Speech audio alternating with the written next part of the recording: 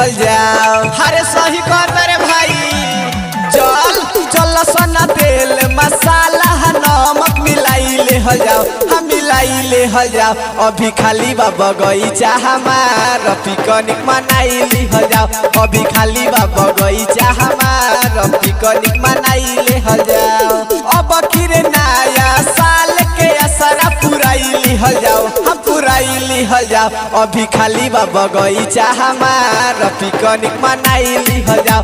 अभी खाली बा बगीचा हमार पिकनिक मनाई ले हल जाओ। अभी खाली बा बगीचा हमार पिकनिक मनाई ले हल जाओ।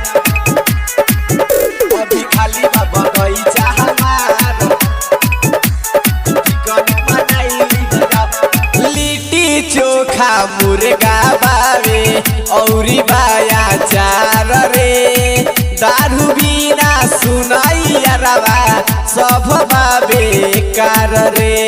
अरे सही कहता रे भाई, दारू बिना तनको मजा ना। लिट्टी चोखा मुर्गा बावे औरी बाया चार रे, दारू बिना सुनाइया रवा सब बाबे कार रे।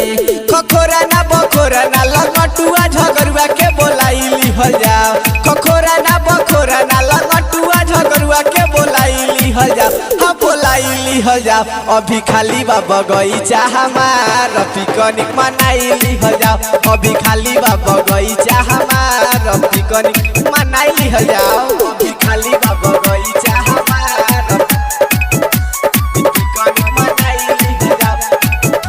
पिकनिक मनाई ली हल जाओ। अभी खाली बा बगीचा हमार पिकनिक मनाई ली हल जाओ। पिकनिक मनाई ली हल जाओ। रामजी दीवाना सोनू सावन लाइल बावे तारी, मुर्गा तबे बनी जे पार्टनर हो जाने मरवा जाने मारी।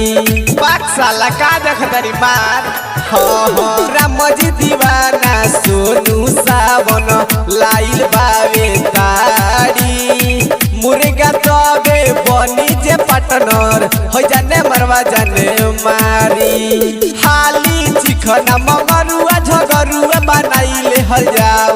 हाली चिखना मंगरुआ झगरुआ बनाई ले हल जाओ, हाँ बनाई ले हल जाओ। अभी खाली बा बगीचा हमार पिकनिक मनाई ले हल जाओ।